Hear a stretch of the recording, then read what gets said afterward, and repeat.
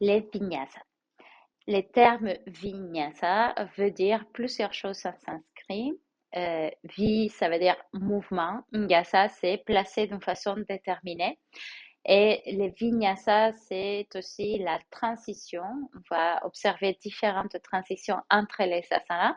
C'est la transition entre un asana et l'autre asana, en considérant que dans les asanas, on est en position statique.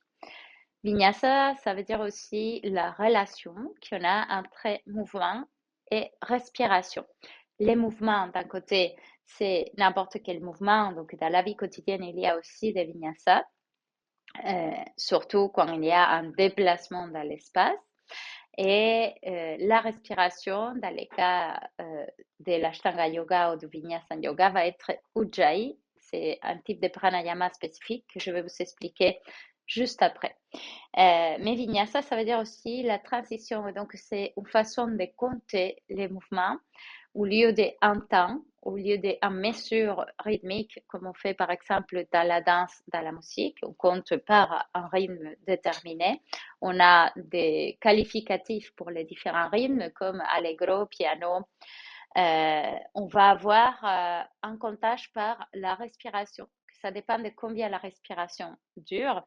Et donc, c'est une façon aussi de personnaliser la pratique pour un yogi.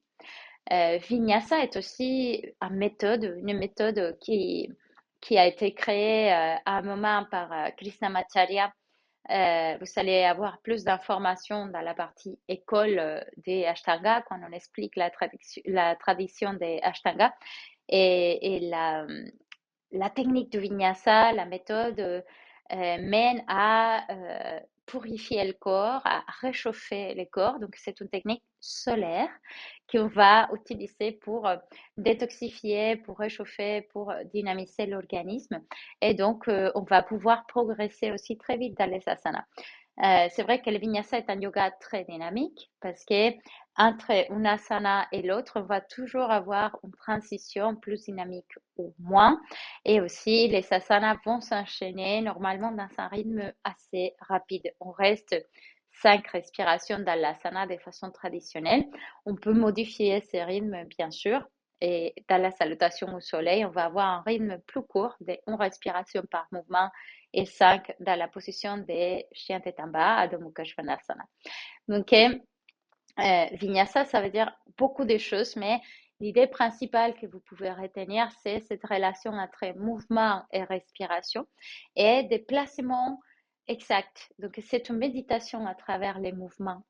Quand vous vous concentrez dans les vinyasa, dans les transitions, votre pensée va être totalement ici et maintenant, va être présente.